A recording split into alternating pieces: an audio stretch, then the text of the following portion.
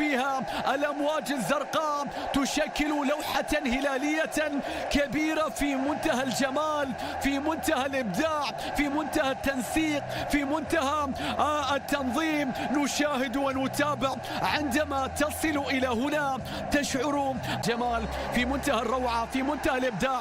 الضربة الآن تأتي والصافرة لشوط المباراة في حراسة المرمى كالعادة عبد الله المعيوف، في خط الظهر محمد البريك وجانج سوهنيو. متعب المفرج لكن تصويبة يا رب، مستحيل مستحيل، أي بداية مجنونة يا ناصر. نجومية الفريق قرار يحدده اللاعب وليس مركزه، وليس مركزه. ضربة أولى في الدقيقة الأولى كأسرع هدف في المباريات النهائية، ناصر الدوسري.